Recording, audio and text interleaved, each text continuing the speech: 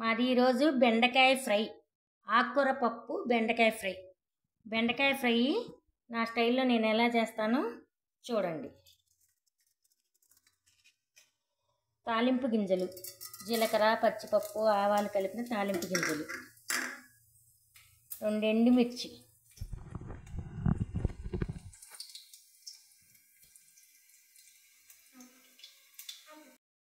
కొన్ని ఆనియన్స్.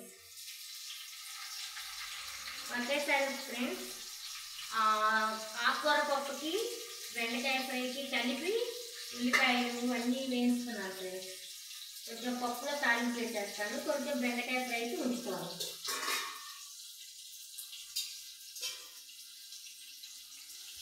మళ్ళీ ఎన్నిసార్లు దానికి ఒకసారి దీంతో ఒకసారి లేకుండా దీంట్లోనే వేయించి కొంచెం పప్పులో వేసేస్తాను, కొంచెం బెండకాయ ఫ్రైకి ఉంచుతాను. రెండింటికి సరిపోయేటట్టు ఆనియన్స్ ఎక్కువగా కట్ చేస్తున్నాను.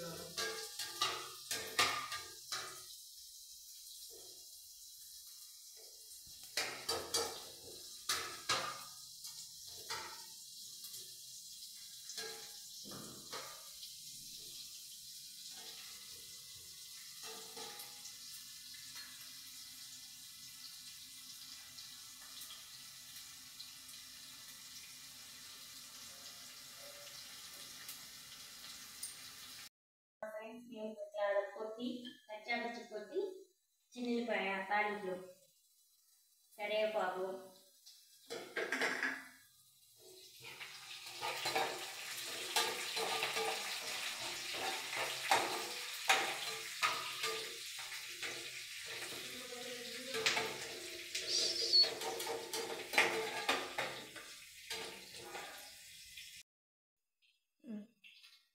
ఇదిగోండి ఫ్రెండ్స్, బెండకాయ ఫ్రైకి ఆకుకూర పప్పుకి 2 ఒకేసారి తాలింపు వేయించాము. కొంచెం దానికి వేసేటప్పుడే కొంచెం ఎక్కువ వేసుకొని రెండింటికి ఉపయోగపడేటట్టు వేసేసుకున్నాము. ఇప్పుడు ఈ మిగిలిన దాంట్లో బెండకాయ వేస్తాము.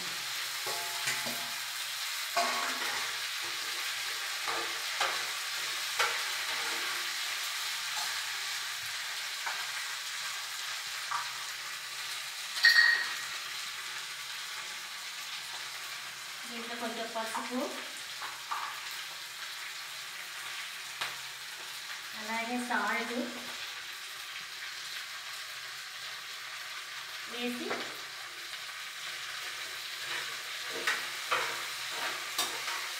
ఇవన్నీ కలుపుకున్నాను ఫ్రెండ్స్. ఇవన్నీ కలిపి కొంచెంసేపు అలాగే మూత పెట్టకుండా వేయించాలి.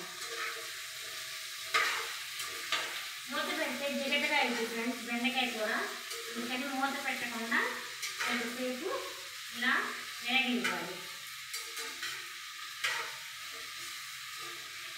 పప్పు తాలింపు కూడా కలిపేసుకుంటున్నాను ఫ్రెండ్స్.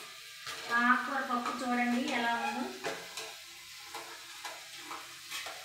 2 సార్లు 2 విధాలుగా పని కాకుండా ఫ్రెండ్స్ ఒకేసారి ఇలా చేసేసుకుంటే మనకు టైం కలిసి వచ్చింది, తొందరగా అవుతుంది. ఆకుకూర పప్పు ఫ్రెండ్స్ చాలా బాగా గుమ్మగుమ్మలాడే వాసన వస్తుంది. బెండకాయ ఫ్రై అవుతుంది.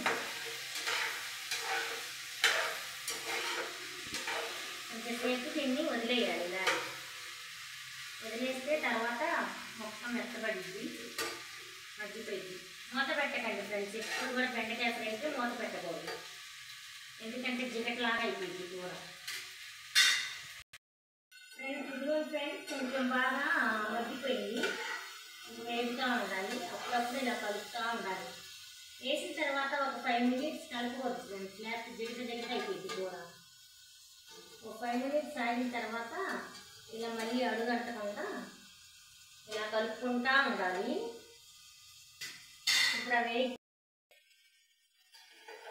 ఇలా కలుపుతూ ఉండాలి. ఫస్ట్ ఒక 5 నిమిషాలు కలపకూడదు. తాలింపు వేసిన తర్వాత కలపాలి. వేగుతుంది. ఈలోపు మనం దాంట్లో చిన్నిపాయ కారానికి ప్రిపేర్ చేసుకుందాం అండి.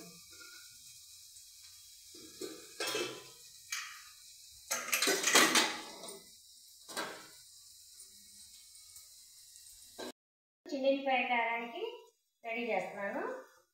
ఇందాక ముక్కల్లో కొంచెం ఉప్పు వేసాను. ఇప్పుడు కారానికి తగినంత ఉప్పు వేసుకోవాలి.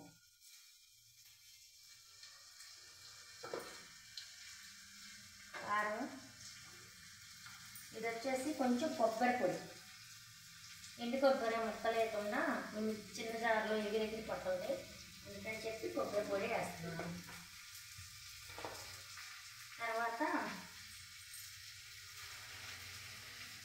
వెల్లిపాయలు, చిన్న చిన్న వెల్లిపాయలు అంటారు అవి.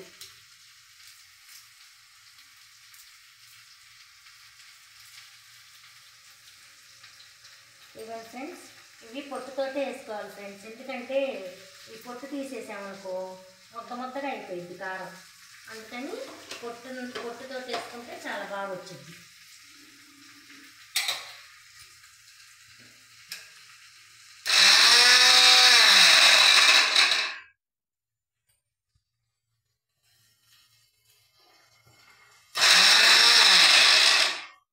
అయిపోయింది ఫ్రెండ్స్ కారం. ఈ కారం మనం ఇప్పుడు ఫ్రైలో వేసుకోవాలి వేగిన తర్వాత. ఫ్రెండ్స్ ముక్కలు ఎర్రబట్టాలి, ఇంకొంచెం వేగాలి. అసలు ముక్కలు చూడండి ఫ్రెండ్స్, ఎక్కడైనా జిగటగా కానీ అలా లేదు, బాగుంది ఫ్రై. చూడండి ఫ్రెండ్స్, ముక్కలు జిగటే లేదు. ఇంకొంచెం వేగాలి. కొద్దిసేపు అయిన తర్వాత, కొంచెం వేగిన తర్వాత కారం కూడా వేసుకుందాం, చిన్నిపాయ కారం.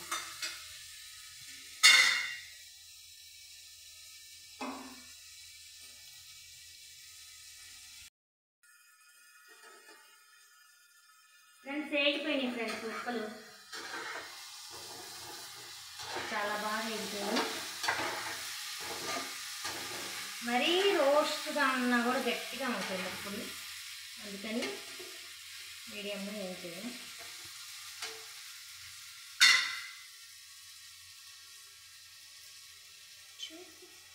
ఇప్పుడు ఈ చిన్నిపాయ కారం, మనం ప్రిపేర్ చేసుకున్నటువంటి చిన్నిపాయ కారం.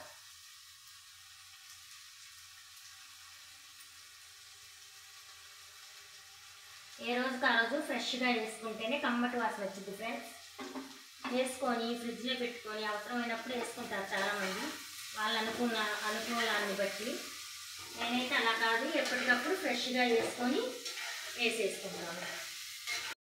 చూడండి ఫ్రెండ్స్ ఎట్లా వచ్చింది బెండకాయ ఫ్రై, చాలా బాగా వచ్చింది. మా ఆకుకూర పప్పు బెండకాయ ఫ్రై చాలా బాగా వచ్చింది. ఇంకా ఆఫ్ చేసి మాది ఈరోజు రైస్ ఈరోజు కొంచెం హాస్పిటల్కి పంపించాను ఫ్రెండ్స్, అందుకని కొంచెం రైస్ ఎక్కువ వండాను. ఇది పెరుగు పాలు తోడు పెట్టాను. పప్పు, ఆకుకూర పప్పు, బెండకాయ ఫ్రై. ఓకేనా ఫ్రెండ్స్, ఈరోజు బెండకాయ ఫ్రై, ఆకుకూర పప్పు, పెరుగు, రైస్. వీడియో నచ్చితే సబ్స్క్రైబ్ చేసి లైక్ చేయండి. ఓకేనా ఫ్రెండ్స్, బాయ్.